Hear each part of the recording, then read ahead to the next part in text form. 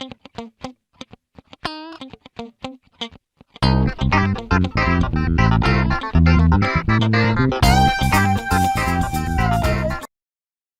buenas tardes. ¿Cómo están? Gracias por estar, por acompañarnos. Hoy nos convoca un tema súper interesante con el doctor Luis Raffaelli, riesgos psicosociales en el trabajo. Vamos a ver una introducción del tema, una mirada desde el derecho. Vamos a estar viendo riesgos psicosociales del trabajo, definición, documentos de la OIT, reconocimiento en el derecho nacional. Convenio 190 y recomendación 206 de la OIT. Daño psíquico, el debate de las ciencias médicas y los factores de atribución para su acreditación. Casos de jurisprudencia. El método, acá me tenés que ayudar, Luis. El método del COP-SOC, no sé qué es esto. Sí. COP-SOC. El COP-SOC. COP-SOC ISTA 21, marco teórico, UNDA de corta, que no sé si es quinto o de corta. Bueno. Validación y acción preventiva para situaciones de violencia y discriminación, acción sindical y negociación colectiva. Es una charla que está prevista para 2 encuentros por la extensión, ¿no?, de los temas que vamos a tratar de cubrir. Y para quienes no conocen al doctor Luis Raffaelli, él es abogado egresado de la Universidad Nacional de La Plata, especializado en constitucionalismo del Estado Social y Democrático de Derecho en Toledo, España, magíster en Ciencias Sociales del Trabajo por la Universidad de Buenos Aires, con tesis sobre la precarización laboral en los tribunales de trabajo del conurbano bonaerense, 2021. Ha ejercido la abogacía laboral en la provincia de Buenos Aires y otras zonas del país, y fue designado juez del trabajo por concurso público en la provincia de Buenos Aires, diciembre del 2000. Desde el 2011 ha sido juez titular de la Cámara Nacional de Apelaciones del Trabajo, Sala 6, hasta hace muy poquito, creo que un mes. Ex profesor de la Universidad Nacional de La Matanza, docente de posgrado de la Universidad del Chaco Austral, de la UNPAS, de la Facultad de Medicina de la Universidad Nacional de Rosario, y del curso de actualización de Derecho Laboral UBA. Ha publicado numerosos trabajos, artículos y libros de especialidad como autor y coautor. Ponente en jornadas y congresos académicos nacionales e internacionales. Cofundador de la Asociación Nacional de Jueces y Juezas del Trabajo, ANJUT, de Argentina, y expresidente en el periodo 2017-2019 y actualmente director académico. Coautor de la obra Riesgos psicosociales en el trabajo de Rubinzal Pulsoni del 2019, director y coautor de la obra COVID y Relaciones del Trabajo, Legister 2020, director y coautor de la obra Ley de Contrato de Trabajo comentada por jueces y juezas del trabajo de Argentina, Legister 2020, y coordinador y coautor de la obra Temas Actuales de Derecho del Trabajo en homenaje al profesor Moisés Meik, IJ Editores del 2022. Luis, bienvenido. Hola, ¿qué tal, Irene? Buenas tardes, y muy buenas tardes también a todos y todas las asistentes a esta importante actividad que ustedes están organizando. Bueno, tengo entendido que nuestros participantes son todos y todas profesionales del derecho, ¿no? ¿No es así, Irene? Es así, y a veces ponen en el chat desde qué provincia nos están viendo. La verdad que tenemos un público muy federal. Bueno, qué alegría, qué bueno. Hagamos una cosa. No sé si va a haber tiempo para alguna pregunta, alguna consulta, pero si te parece podemos dejar 10 minutos antes, y si es que hubiese alguna pregunta en el chat, eso lo manejas vos, Irene, y en ese caso, podemos contestar las preguntas o dudas que pueda haber para no interrumpir Sí, el perfecto. desarrollo. Nos manejamos así, perfecto. Igualmente vamos a tener otro encuentro, así que si quedara algo en el tintero, lo vamos a tratar de explicar en la próxima sesión, que es el día 4, ¿no? El 4 de octubre. Sí. Bueno, vamos para adelante entonces. Perfecto, adelante. Bueno, este tema es un tema que uno podría decir que no es nuevo para la medicina y para la psicología, pero sí es muy novedoso, y también podría decir que es nuevo, además de novedoso, para el derecho. Y particularmente es de una importancia cada vez más creciente y una presencia cada vez más creciente en los pronunciamientos judiciales de los tribunales de todo el país. Por eso me parece interesante que precisemos algunos conceptos sobre esta cuestión, cómo se ha ido desarrollando. Después yo les voy a pasar algunos fallos de interés de la justicia nacional, pero por supuesto que hay otros del resto de la justicia del país, de la justicia laboral. Y en la segunda parte vamos a ver el convenio 190 y la recomendación 206, que tuve la suerte de participar, de haber escuchado, con participar como testigo, digamos, en el debate que se dio en Ginebra en el 2019, antes de la COVID. Bueno, ustedes saben que desde los inicios de la era industrial, del modo de producción capitalista de la humanidad, ante la sobrecarga de trabajo se presentan patologías del trabajo. Por lejos, la primera son los trastornos musculoesqueléticos.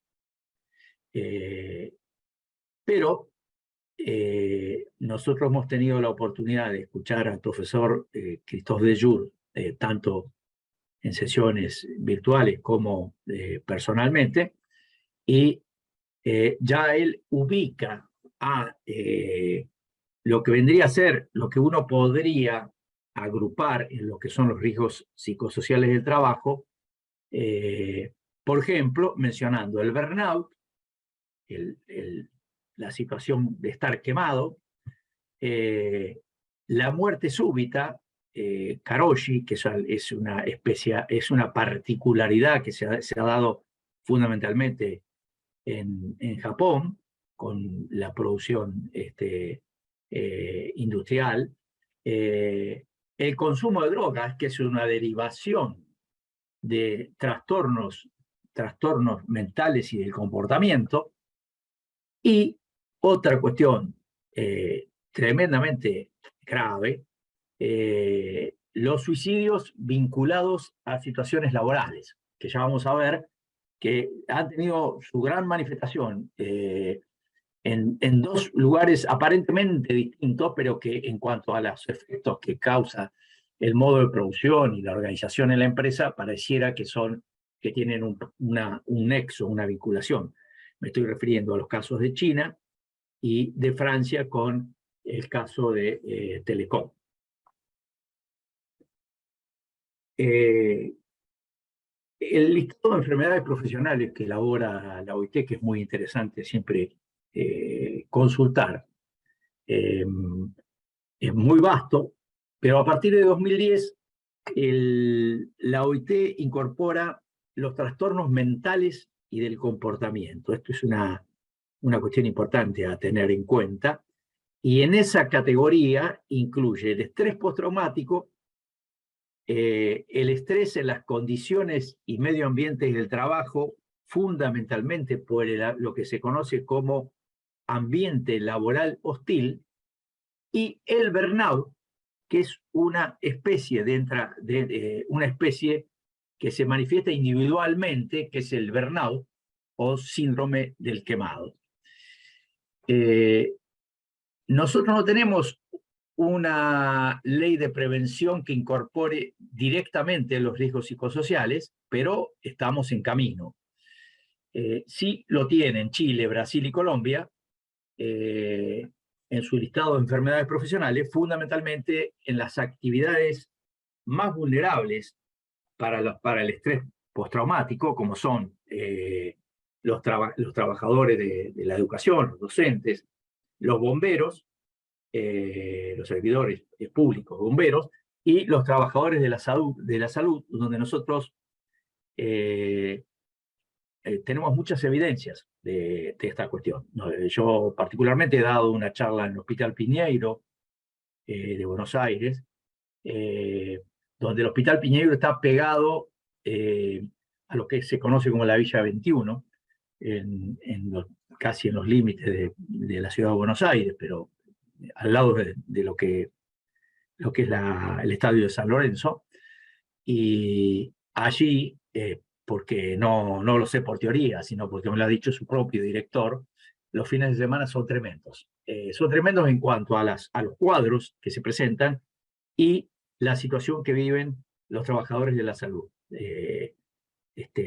Tanto enfermeras como médicos, psicólogos, etc. Hay una definición histórica de los factores de riesgo psicosociales en el trabajo. Esta definición es bastante anterior a cuando la OIT lo incorpora en el listado de enfermedades profesionales. Y es la que elabora el Comité Mixto de la OIT y la Organización Mundial de la Salud sobre medicina del trabajo en la 9ª reunión producida en el año 1984 en Ginebra, en su 9ª reunión. Ustedes saben que la OMS y la OIT son, así como también el Fondo Monetario Internacional, son grandes organizaciones internacionales, paraestatales, que funcionan en la ciudad de Ginebra y que están prácticamente vecinas, uno camina por esos lugares y tanto la OIT como la OMS están a pocas cuadras de distancia. La definición era interacciones en el trabajo, su medio ambiente, la satisfacción en el trabajo y las condiciones de su organización, capacidades del trabajador y situación personal que pueden influir en la salud y en el rendimiento y la satisfacción en el trabajo. Es muy amplia. Fíjense que habla de interacciones en el trabajo, está hablando de relaciones humanas, relaciones personales. El medio ambiente puede ser que sea no solo el aspecto técnico, las máquinas, sino la manipulación de todo el medio ambiente. La satisfacción o no que se tenga por parte de la persona que trabaja de esa labor, cómo está organizada la empresa para gestionar el producto o el servicio, y por supuesto no se puede dejar tener en cuenta la situación personal de cada trabajador. Cada persona es un ser único, irrepetible, y no es lo mismo el impacto que puede tener una situación de un ambiente hostil en una persona A que en una persona B. De modo que sin incluir ahí, como vamos a ver, cuestiones de género y demás. Entonces, las claves de los FPRS, así sería la sigla, son las derivadas de la organización del trabajo y, segundo aspecto, violencia en el trabajo en las relaciones interpersonales. Por supuesto, violencia es un concepto muy amplio, ya lo vamos a ver. Y Argentina ha sido bastante señera en esto cuando crea una oficina de violencia en el trabajo del Ministerio de Trabajo de la Nación, que hasta la fecha se mantiene vigente en su funcionamiento, y a través de una resolución, la resolución 5 del año 2007, establece la definición que ya vamos a ver, y los aspectos, lo que uno puede decir, los aspectos más significativos que se evidencian en las causas judiciales: acoso moral, acoso sexual, violencia laboral. El mobbing, que es una especie del acoso moral, sería una personalización del acoso, y el ambiente hostil, una cuestión más general del ambiente de trabajo, que puede o no incidir con una situación patológica en un trabajador o una trabajadora. Acá está esta palabrita difícil que mencionaba Irene. El COPSOP es una organización de Copenhague, y la ISTA es un instituto social de trabajo que funciona en Barcelona, bueno, la fusión del trabajo conjunto de estas dos entidades, surgieron cuestiones de extraordinaria importancia y aportes científicos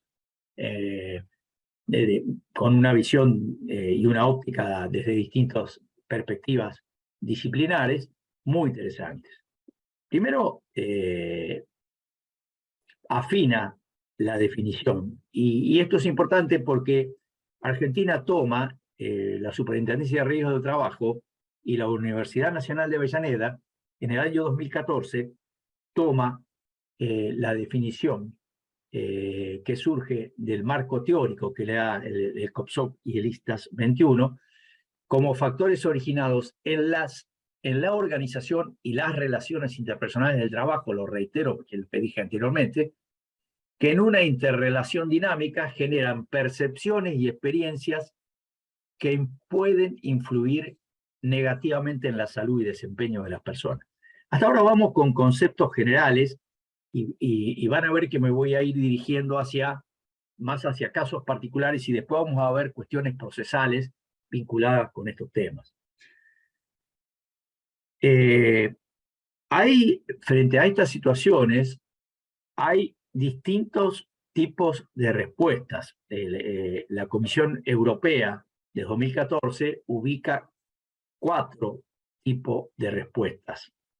Las fisiológicas, sintetizadas en las relaciones neuroendocrinas, las emocionales, ansiedad, depresión, apatía, alienación, las cognitivas, que afectan la percepción, la habilidad, la concentración, la creatividad o la toma de decisiones, y todas estas cuestiones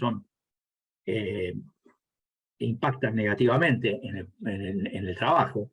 Las conductuales, producto de quizás una situación de estrés, que se manifiestan a través de alcohol, consumo de alcohol, tabaco, consumo problemático de sustancias, y que generan violencia, que generan también, pueden generar accidentes, asunción de riesgos innecesarios, y que en definitiva son la puerta hacia la existencia de una enfermedad en un ser humano, en una persona que se ve sujeto a este tipo de situaciones. Aquí tienen también la definición que les decía hoy de la Oficina de Violencia Laboral del Ministerio de Trabajo. También tiene que ver con esto, porque, digamos, la violencia laboral es como un elemento que genera un riesgo psicosocial y puede a su vez generar una enfermedad. El tema está en cómo se encadena esto en un reclamo, en una acción judicial. La violencia laboral la define esta resolución muy interesante como toda acción, omisión o comportamiento, toda acción, omisión o comportamiento destinado a provocar directa o indirectamente daño físico, fíjense, daño físico, psicológico o moral a un trabajador o trabajadora como amenaza o como acción consumada. Y bueno, ahí eso incluye violencia física, que sería daño físico, acoso sexual, discriminación, y puede provenir de distintos niveles. Como se define los niveles verticales u horizontales, niveles ascendentes, niveles descendentes, niveles jerárquicos superiores de empleados del mismo rango, de rango inferior, y de usuarios, pacientes, que sería el caso de los trabajadores de la salud, o clientes. Creo necesario vincular estas dos cuestiones a esta importante ley 26485, también de avanzada, del 2009, que tiende a proteger de la violencia a la mujer proteger, prevenir y erradicar la violencia contra la mujer en los ámbitos en que desarrollan sus intereses, sus relaciones interpersonales. Y esto ya prácticamente no se discute, la amplitud probatoria que genera un hecho de esta naturaleza, como tampoco no se discute, al menos en la Justicia Nacional del Trabajo, la necesidad de que el juez o la jueza, e inclusive en cámara, escuchen en audiencia especial a las personas, particularmente en este caso sería la mujer que ha sido víctima de un hecho de esta naturaleza que define claramente la ley. Y sobre todo cuando la situación de amplitud probatoria tiene que ver con la dificultad probatoria de estos hechos y muchas veces la carencia de testigos directos en la mayoría absoluta de los casos. Pero ya van a ver que hay algunos casos interesantes de la jurisprudencia. La prevención tiene tres escalas de graduación. Una primera, prevención primaria, está incluida esta expresión en el glosario de términos de la Organización Mundial de la Salud, cuando acuña aquella primera definición de riesgos psicosociales del trabajo, y que sería el qué y el cómo, qué se debe hacer frente a hechos de riesgos psicosociales vinculados con riesgos psicosociales, qué se debe hacer frente a ellos y cómo.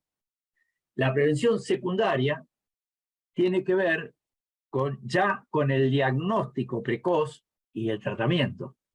El diagnóstico precoz, desde suponer que se refiere a una persona que ha sufrido un hecho de violencia y acoso en el trabajo. Pero también diría yo que podría entenderse en una interpretación más amplia de un diagnóstico sobre el lugar de trabajo, sobre los puestos de trabajo y un protocolo de cómo funcionan las relaciones interpersonales en un lugar de trabajo.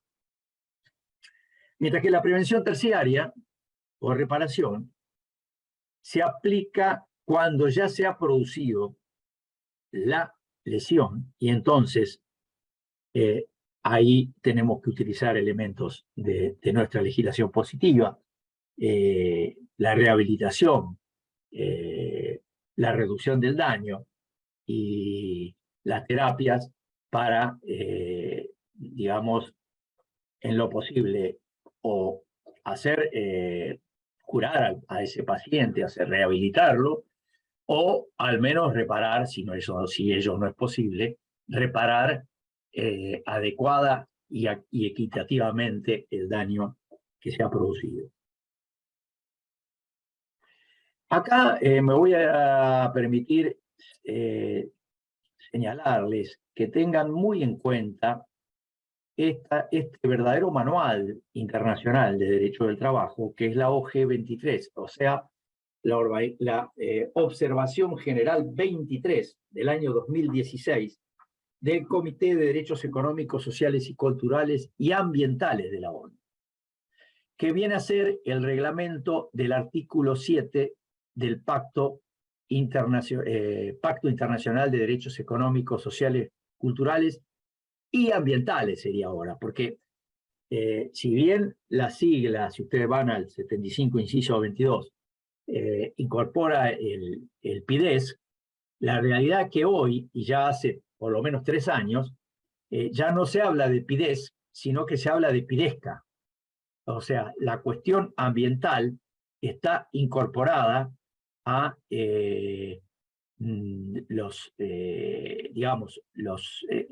está como incorporada al aspecto económico, social y cultural. Por eso que se está refiriendo, porque evidentemente la cuestión ambiental tiene una indiscutible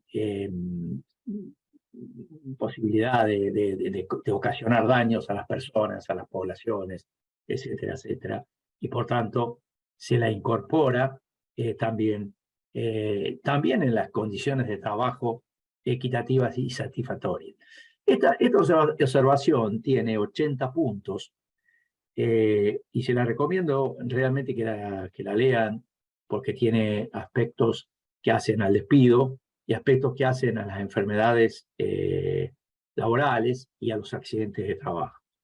En el punto 25 dice, la prevención de accidentes de trabajo y enfermedades profesionales es un componente fundamental de tal derecho y guarda estrecha relación con otros derechos reconocidos en el pacto, en particular con el derecho al más alto nivel posible de salud física y mental. Ahí está, en esa expresión, la inclusión que uno puede hacer de los riesgos psicosociales del trabajo. En el punto 48 incorpora expresamente el tema de los factores de los riesgos psicosociales en el trabajo. Y me parece también de una gran importancia.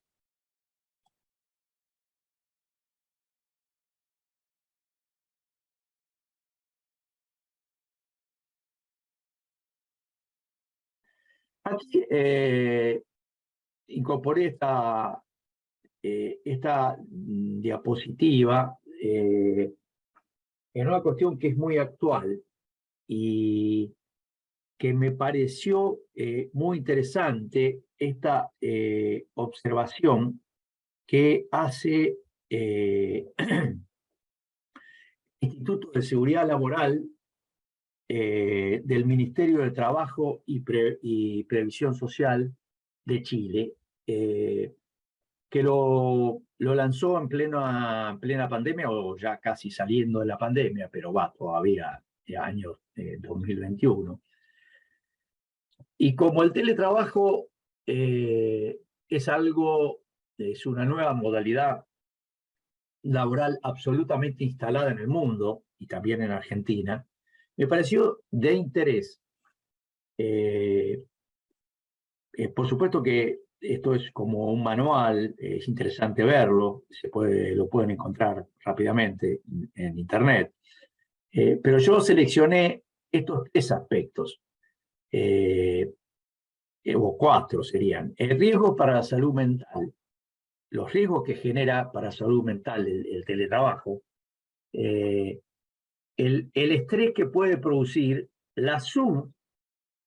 como la sobrecarga de trabajo y los conflictos por el rol laboral, que difieren evidentemente y mucho de la presencialidad.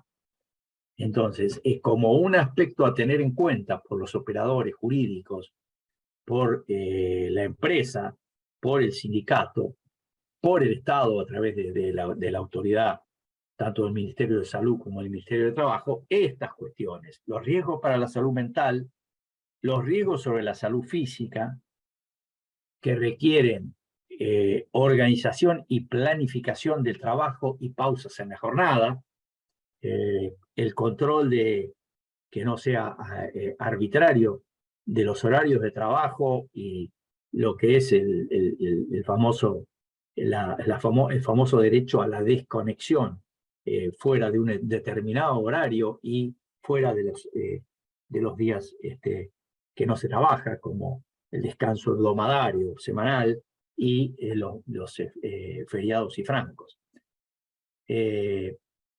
La necesidad de que esté muy presente fuera de la jornada de trabajo el contacto del trabajador con el contacto familiar, la necesidad de un desarrollo de actividad física y sobre todo evitar la sobreinformación. Y por supuesto que esto también genera una alteración cuando hay niños y niñas en la casa por el hecho de que es un elemento nuevo y que implica una explicación. Hasta diría, no lo dice el instituto, pero hay un hecho famoso de una docente que está dando una clase y el perro comienza a ladrar, no lo deja llevar adelante la clase, y bueno, tiene un exabrupto que es muy conocido, muy gracioso. Pero me parece que esto se podría, hay resoluciones de la Superintendencia de Riesgo del Trabajo que bien se podría incorporarle estos aspectos en lo que son los exámenes médicos periódicos. Los exámenes médicos periódicos, me parece que habría que desarrollar una materia, en un protocolo con aspectos específicos para los teletrabajadores, o incluso también a través de la negociación colectiva en los convenios colectivos de los teletrabajadores. Bueno, de a poquito vamos entrando en lo que es las consecuencias de las situaciones de acoso y violencia en el trabajo y todos sus derivados. Yo diría que nosotros tenemos dos fuentes históricas de consulta muy interesantes. Por ejemplo, el primer médico del trabajo en Occidente, no hablemos de Oriente, ¿no? De Occidente, fue Ramazzini. Escribió esta obra de Morbis Artificum Diatriba.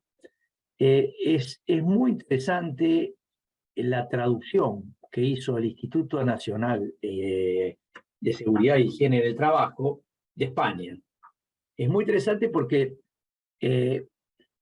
Ramazzini, en los años, en el 1700, siglo XVIII, con el advenimiento del capitalismo, seleccionó 56 tipos distintos de enfermedades profesionales.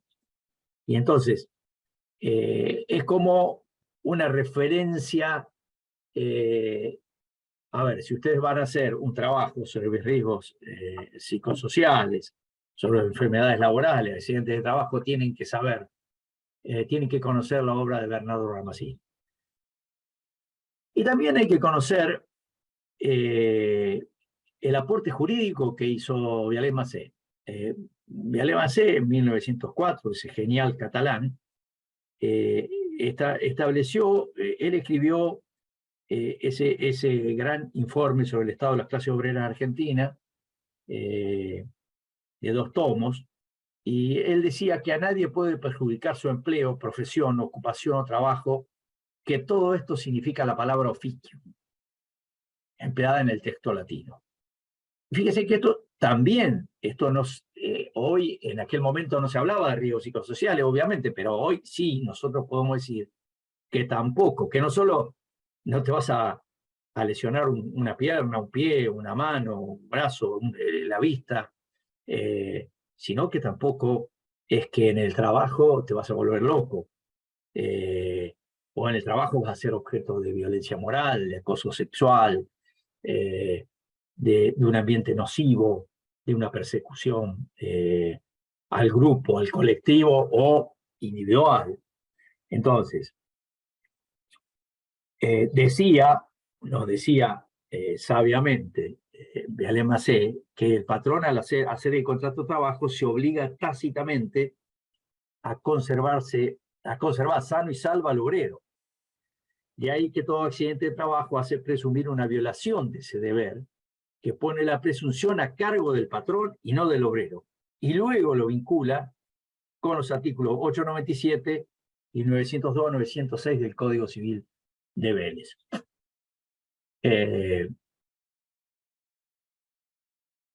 Vialet Massé nos decía, fíjense si era adelantado, que a él le interesaba no el sistema francés, que fue tomado por la ley 9688, de la responsabilidad objetiva y de la tarifa del daño, sino que él prefería que los daños laborales fueran, que hubiese una reparación a través de la seguridad social y que hubiese al mismo tiempo un castigo cuando se producía una responsabilidad objetiva o subjetiva del empleador, una reparación a través de la ley civil y también un control de la ley penal. Y yo personalmente he tenido oportunidad he participado en un congreso en Italia y he tenido oportunidad de verificar que en el Código Penal está incluido el tema del daño laboral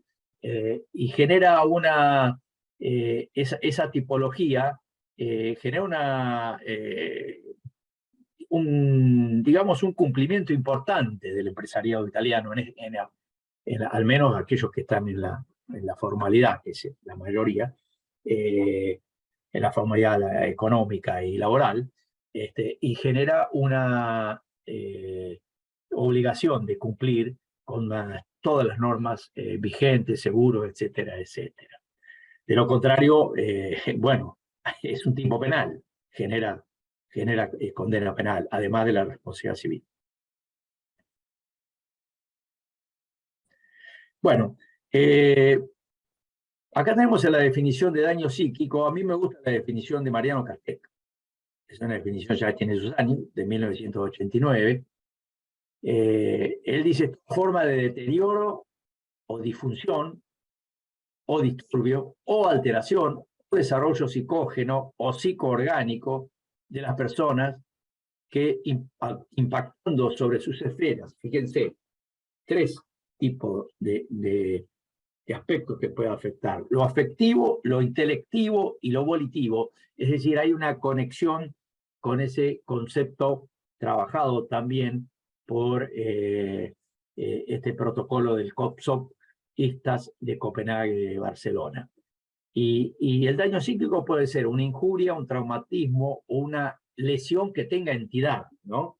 Me parece importante, y esto ha generado un debate en la medicina, en el sentido que hay un sector que piensa que si el daño psíquico no genera una novedad, no es novedoso en cuanto a una alteración psiquiátrica, no amerita reparación, a diferencia de este concepto más amplio de Casteca. Bueno, en el hecho jurídico y daño psíquico convergen 2 factores claves. Uno externo, que es el estímulo, dimensión del estímulo que provoca la respuesta psíquica, y otro interno, la posibilidad del sujeto de metabolizar o no la realidad. Al producirse la ruptura del equilibrio de la contemporaneidad del sujeto, es decir, cuando el sujeto tiene un determinado equilibrio, una determinada situación psicológica, si eso se rompe por un factor externo, estamos en presencia de un daño psíquico con características jurídicas que amerita analizarlo de tal modo y ver si hay o no, si amerita o no reparación. Aquí les dejo una cuestión que en mi criterio es muy interesante en el aspecto procesal, que es la relación de causalidad del daño psíquico, y que por supuesto se edifica sobre el reclamo, básicamente cuando se trata de un reclamo, sobre todo basado en la ley civil. Pero yo diría que también, ustedes saben que hay como una restricción en el reconocimiento cuando se trata de una acción especial en sede de comisiones médicas, con intervención de la aseguradora de riesgo del trabajo, hay como un cuestionamiento al reconocer el daño psíquico, salvo en situaciones digamos, de hechos con un impacto muy grande, por la importancia de la lesión, del accidente, donde es indiscutible. Entonces acá hay varios grados de mayor a menor. Es decir, el grado 1, la relación demostrada entre el hecho y el hallazgo no cabe otra hipótesis. Es decir, si usted rompe su cotidianeidad porque usted tiene un accidente grave en su pierna o en su brazo que no le permite caminar, no le permite hacer las cosas que hacía antes, no necesita demostrar nada. Es decir, la relación de causalidad está en grado 1 y va bajando. En el grado 2 se presume que entre el hecho y el hallazgo del daño psicológico, o el daño psíquico, la hipótesis más lógica es que se deba a ese hecho. Y sigue bajando de la presunción a la probabilidad. Ahí estamos en la probabilidad en porcentajes de que el hecho y el hallazgo tenga conexión. Pero puede haber otras hipótesis. Fíjense que en la primera no cabía otra hipótesis. En la segunda es la hipótesis más lógica. En la tercera pueden caber otras hipótesis. Cuando el hecho y el hallazgo existe una compatibilidad, sería otro escalón más abajo, pero hay otras hipótesis de igual valor. Una persona con una determinada características emocionales o psicológicas que son tenidas en cuenta como preexistentes. Luego, cuando es improbable que entre el hecho y el hallazgo, que es improbable, y porque hay hipótesis de mayor valor para asignar el daño psíquico a esa hipótesis. Y luego, finalmente, cuando es imposible, cuando existe una relación negativa entre el hecho y el hallazgo. Me parece que esta escala, esta graduación que se establece, me parece muy interesante para poder utilizarla en la descripción de los hechos y también en el trabajo con el profesional de otra visión, digamos, científica, de otra especialidad. Cuando ustedes van al médico psiquiatra o van al psicólogo, que son, yo siempre recomiendo que haya un trabajo conjunto de médico, psiquiatra y psicólogo, psicóloga, y la psicología, por el hecho de que eso es lo que define la existencia de la psicopatología. Bien.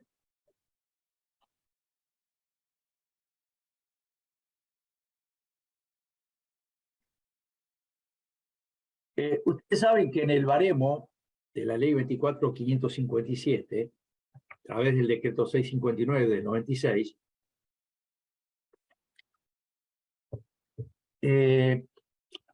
hay un reconocimiento limitado de la cuestión del daño psíquico, como les decía anteriormente. Tiene que haber directa relación con eventos traumáticos relevantes que ocurran en el trabajo, ya sea como accidentes o como testigo presencial del mismo. Después, cuando vamos a hablar de algún caso interesante, cuando a mí me tocó sentenciar en un caso de un testigo, es decir, para graficar lo que les estoy diciendo. Hay que decir que el daño psíquico está reconocido como enfermedad oficialmente por el Manual del Diagnóstico y Estadístico de los Trastornos Mentales de la Asociación de Psiquiatría de Estados Unidos, el DSM-3, y la Clasificación Internacional de Enfermedades 10 de la Organización Mundial de la Salud, que lo presenta con una etiología, es decir, una causa, una presentación de la enfermedad y un curso, así como un pronóstico y una resolución. Ahora, las comisiones médicas tienen dicho reiteradamente que la gran mayoría de los pacientes mejoran al cabo de 3 a 6 meses sin secuelas. Pero yo podría decir, eso se puede referir a un hecho de una incapacidad casi irrelevante, porque cualquiera de ustedes que haya vivido la experiencia de un accidente, por menos grave que sea, sabe que, esta palabrita es importante, un accidente o una enfermedad altera la cotidianidad, genera molestias, genera cambios de estado de ánimo. Claro, depende de la gravedad. Si es grave, no hay ninguna duda, y entonces ahí tenemos que ver qué porcentaje de incapacidad puede tener de acuerdo a los distintos niveles que establece el propio baremo, que van de 0 a 30%. El baremo ha sido criticado por la medicina del trabajo porque diciendo que las enfermedades psicopatológicas no son o no serán motivo de resarcimiento económico, ya que la casi totalidad de estas enfermedades tienen una base estructural preexistente.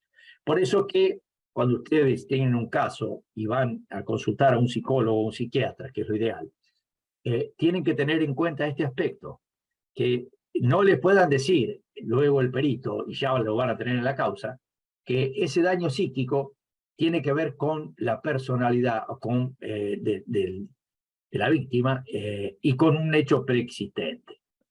En realidad el baremo reconoce reacciones, como dije antes, o desorden por estrés postraumático, RBAN, neurótica, reacciones vivenciales anormales neuróticas, grado 1, grado 2, grado 3,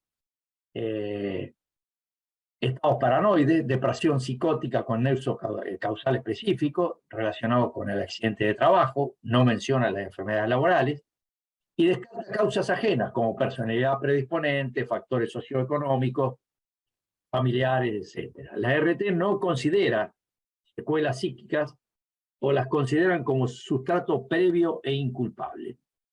No define las enfermedades psicopatológicas ni el significado de base estructural.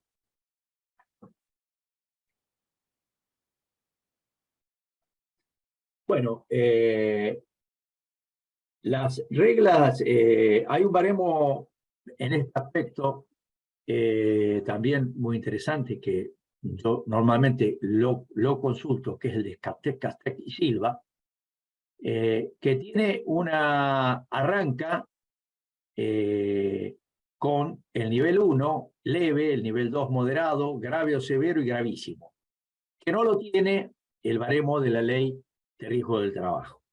Fíjense que desde el primer nivel va del 0 al 10, en el segundo llega del 10 al 25, el tercero ya supera el último del nivel del baremo de la RT, 25-35, y el gravísimo va de un 35 a un 60%. Yo le diría que si ustedes están frente a una acción civil, consulten varios baremos. Está también el baremo de la provincia de Buenos Aires, el baremo de la Cámara Civil, de la interpretación judicial de la regla de Filippi Noboa. Diría que consulten y hagan el cotejo comparativo con el baremo del 969/96.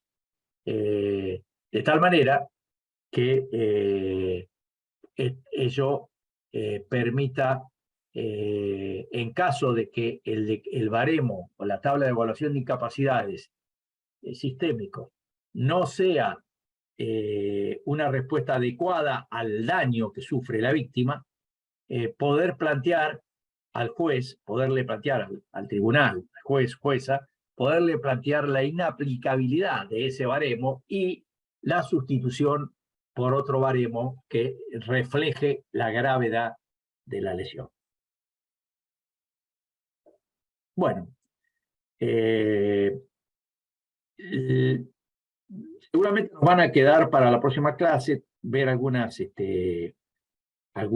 casos especiales, pero le diría que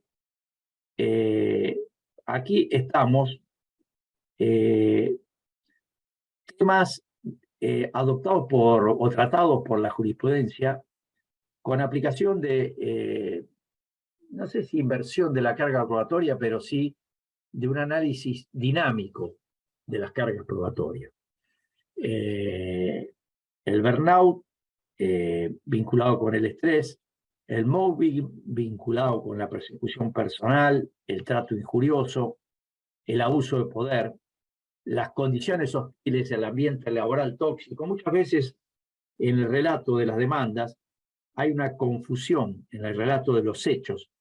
Se confunde el ambiente laboral tóxico que afecta a todo el colectivo con el mobbing. El mobbing es una persecución personal y directa a una persona. Entonces la prueba es distinta, no es lo mismo. Y el ambiente laboral tóxico puede o no afectar a todas las personas. Quizás a una persona le afecta y a otras no. Entonces en eso hay que ser muy cuidadoso. Primero, en la descripción de los hechos, y segundo, en la prueba y en los puntos de pericia, no solo de la pericia médica, de la pericia psicológica, sino también de la pericia técnica, que muchas veces no se ofrece. Y la pericia técnica, si está basada en las resoluciones de la Superintendencia de Riesgo del Trabajo, tiene una extraordinaria importancia para el juez o jueza. Extraordinaria importancia. Bueno, por supuesto, el acoso sexual, las acciones penales y civiles y las cuestiones de género, que ya vamos a ver. Yo acá les dejo, después se lo voy a dejar a Irene,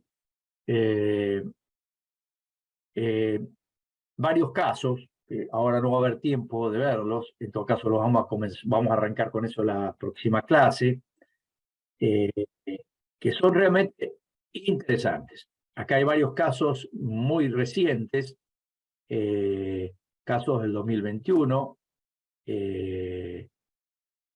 son varios casos donde 2022, 2022, 2021 y 2021. Estos son 6 casos que yo les he traído para comentar así rápidamente, después ustedes podrán ir a verlo, y podemos extraer seguramente conclusiones, porque siempre la práctica de estos conocimientos, la aplicación práctica, genera una utilidad mayor para su aplicación y para su aprendizaje. Estos son también casos más antiguos, pero también muy, muy interesantes, que podemos comentar la semana que viene. Por último, les voy a hacer un breve comentario sobre esta impresionante causa, el juicio penal contra France Telecom, donde la causa se trataba de un ambiente laboral tóxico. Acá no había mobbing, acá había ambiente laboral tóxico que generó 19 suicidios de trabajadores y 25 intentos de suicidio. El sindicato Solidaire denunció 35 suicidios. El delito de acoso moral está tipificado en el Código Penal francés, en el artículo 223. Hubo una reestructuración de 20.000 despidos sobre 100.000, 10.000 traslados y 10.000 retiros voluntarios. El fallo es muy reciente, habría que ver ahora qué ha pasado con la apelación.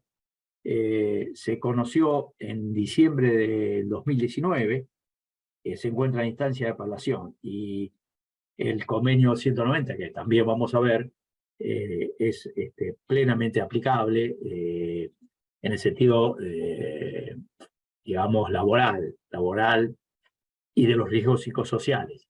Este caso que yo estoy comentando es un caso, digamos, penal, que por supuesto va a tener una gran repercusión civil, laboral. El profesor de Jours, con yo tuve la suerte de estar conversando con él cuando vino a Argentina, un poquito antes de la COVID, del inicio de la COVID, de la pandemia, me comentaba que él fue perito en esta causa. Y también me llevó a comentar que cuando yo le comenté como pude, porque la barrera del idioma es indudable, pero pudimos llegar a entenderlo, cuando le expliqué que yo trabajaba como juez en una cámara de apelación, me dijo, mire, en Francia ha habido muchos suicidios de jueces, y eso ha obedecido a la presión que tienen por el tema de las estadísticas y el tiempo de duración de los procesos. Y eso hace que la creatividad de la labor judicial vaya disminuyendo, y que es algo bastante lamentable, que si no hay una modificación con mayores infraestructuras y instalaciones judiciales y personal, lamentablemente el juez se va a transformar en un administrador de la base de datos de la inteligencia artificial. Bueno, aquí paro, y bueno, si hay alguna pregunta la vemos, y si no, nos veremos la semana próxima. No sé, Irene, Sí, gracias, Luis. Muchísimas gracias, muy, muy clara la exposición. Hubo algunos comentarios, déjame ver un poquitito. Habían dicho que en Cava no se consideraba insalubre la profesión de enfermería, por ejemplo, cuando hacías alusión, creo que a lo que comentabas de Chile, ¿no? Donde sí los empleados de salud se los veía como vulnerables, ¿no? ¿Qué pasa cuando queda el mobbing escrito y presentado en un trabajo? Pregunta Juan. ¿Qué pasa? ¿Cómo es? Cuando queda el mobbing escrito y presentado en un trabajo. Supongo que la prueba del mobbing se está refiriendo, ¿no? Cuando hay una prueba de mobbing clara, escrita, Bueno, a través de yo mails. supongo que podría ser, por ejemplo, podría ser con el uso de, no sé, correo electrónico, podría ser WhatsApp, pruebas de ese tipo, supongo que se está refiriendo a eso. Yo diría que el mobbing no es algo digamos, que el Poder Judicial lo acoja livianamente. Hay una presunción, digamos, si hay una discriminación también, porque el mobbing implica también, en cierto modo, un aspecto discriminatorio contra una persona humana, uno tiene que darle al juez o jueza los elementos mínimos para que se pueda invertir la carga de la prueba. Ahora, si no hay ninguna prueba, tampoco puede ser arbitraria la resolución y decir que hubo mobbing si no hay ningún tipo de indicio. Al menos, por ejemplo, esa prueba escrita que podría ser en una cadena de mensajes de WhatsApp o de correo electrónico, podría ser un elemento indiciario acompañado por otros aspectos que son la prueba testimonial, por ejemplo. La prueba técnica, que ahí por ahí vi que había una Sí, pregunta, consultaba Nicolás, ¿en qué consistía la pericia técnica? se refiere a la prueba de ingeniería, al perito en higiene y seguridad, que son ingenieros especializados en eso, que revisan el lugar de trabajo, las características del lugar de trabajo, del puesto de trabajo, las instalaciones, la entrega de elementos de protección personal o no, las medidas de seguridad, cómo están instaladas las máquinas, cómo es el tránsito en el lugar, si hay ventilación, si no hay ventilación, si hay ruido. Generalmente se utiliza para eso. Para una situación de acoso y violencia, es difícil casi imposible que un perito técnico post facto pueda determinarlo, pero quizás pueda describir las características del lugar que coadyuvan a una situación de, por ejemplo, un ambiente laboral tóxico u hostil. Bien. Con respecto a lo que mencionó de inteligencia artificial, ¿se refiere a la sentencia efectuada a través del sistema de precedentes de casos similares usando algoritmos? Pregunta Elvio. Exacto, exacto. Esto, a ver, yo no es que esté en contra de la inteligencia artificial, no tendría sentido ponerse en contra tampoco, porque es algo que es una realidad. Que ya es una ola que o la aceptás o te pasa por arriba. Pero el problema, hay que ver en qué fuero se utiliza. Por ejemplo, yo creo que un fuero que se podría utilizar sería en el de la seguridad social. O, por ejemplo, en las ejecuciones estatales o en los juicios ejecutivos, pero aplicar el sistema de precedentes a través de la inteligencia artificial tiene un riesgo. Tiene el riesgo que puede despersonalizarlo, por un lado, al juez, y por otro lado, puede ser que hay que ver quién hace la base de datos, y qué datos están incluidos y qué precedentes están incluidos en esa base y cómo se utiliza. Es decir, yo creo que eso es un tema a estudiarlo muy bien, a verlo muy bien. Es absolutamente riesgoso una aplicación descuidada o imprudente de un sistema de precedentes, porque obviamente podría perjudicar las características, aquello que se dice las circunstancias particulares del caso. La consulta que hacían sobre el tema de la prueba por escrito, acá amplió un poquito Juan, dice que la pregunta era respecto al mobbing cuando el empleado presenta directamente en la empresa un escrito de una psiquiatra, por ejemplo, un psiquiatra donde relata que la persona está sufriendo mobbing. Digamos, supongo que esa es la consulta, digo, ¿qué tipo de prueba es esa? ¿No? Si se puede usar, si no, si ustedes la consideran. No, sí, por supuesto, ¿cómo se va a considerar? Sí, sería un antecedente. Por lo general no existe eso, porque lo que ocurre, hay que ver qué tipo de empresa es. Eso podría ser un organismo estatal, pero si es una empresa privada, y yo no sé, a ver, es muy delicado. Nosotros hemos tenido casos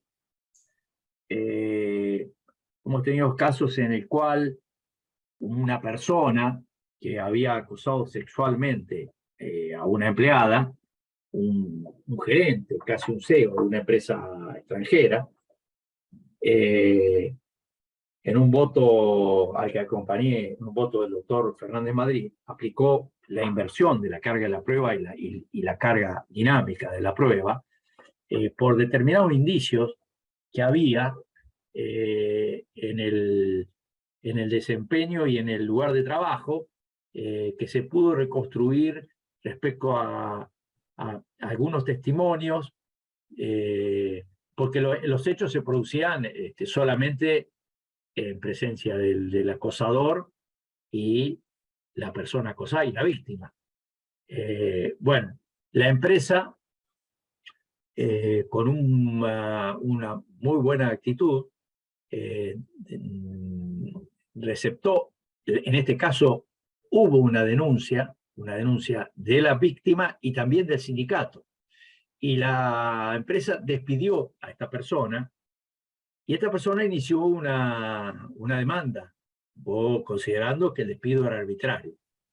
Bueno, el fallo es muy interesante porque el doctor Fernández Madrid consideró que efectivamente venía rechazada la demanda en primera instancia y confirmó la decisión al considerar que los indicios que había de la prueba realmente daban pie, y aplicó también la ley de violencia, de protección contra la mujer, de protección a la mujer por hechos de violencia y acoso sexual, y que específicamente establece la inversión probatoria. Así que en ese caso, digamos, hay como un precedente de esto que menciona el colega, que es la posibilidad de que se haga una presentación.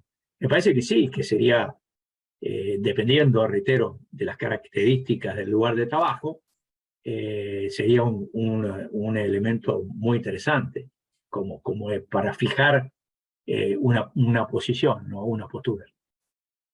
Valentina habla sobre cuando alegan y demandan estrés laboral, cuando el mismo pudo haber venido en realidad de situación familiar, y menciona específicamente el caso de empleadas domésticas, que qué difícil de probar, dice. No, claro, bueno, por eso mismo que la definición de violencia original, la que establece la propia OIT, establece dos aspectos, el aspecto interpersonal y la situación familiar. Por supuesto también eso es materia de prueba, pero bueno, tiene que ver también con el examen preocupacional. Es decir, se supone que si no hay un examen preocupacional que pruebe que esa persona tenía un precedente, no sé, una historia familiar difícil, una pérdida importante, familiar y demás, que pueda haber afectado su psique, y bueno, es como que también eso hay que evaluarlo muy bien, ¿no? Muy bien, y vamos con la última. ¿Los empleados de salud de CABA de hospitales públicos tienen otro régimen laboral? O, dice, es aplicable la LST o complementaria. Bueno, esto quizás excede el marco de la charla, pero... No, bueno, pero en general le digo que los empleados de salud de los hospitales del gobierno de la ciudad, que son como cerca de 40, 38, 37, es un régimen estatal. Por lo tanto, es muy distinto, no se aplica el convenio de sanidad. Es decir, salvo que haya una inclusión expresa, ahí hay un reglamento de trabajo y hay resoluciones y decretos, e incluso la propia competencia está discutida. No se va a poder reclamar un caso así en la Justicia Nacional del Trabajo. O sea, va a tener un problema, va a tener que sortear un problema de competencia. Así es. Bueno, yo les propongo volver a juntarnos el 4 de octubre, porque esta clase sigue. 4 de octubre, con el mismo link con el que ingresaron hoy, de todos modos les vamos a mandar un recordatorio a las 6 de la tarde. Seguimos con la segunda parte de la charla, ¿sí? ¿Les parece bien, Luis? Sí, perfecto. Bueno, muchísimas gracias. Bueno, te han agradecido Bueno. durante toda la charla y felicitado por la clara y excelente exposición. Muchísimas gracias. Ahí les dejé también el link para que puedan pedir, si quieren, el PowerPoint o el certificado de asistencia, y nos reencontramos el 4 de octubre. Muchísimas gracias por estar y acompañarnos. Gracias, Luis. Un placer. Gracias a ustedes también. Gracias, Irene. Chao, nos vemos pronto. Adiós.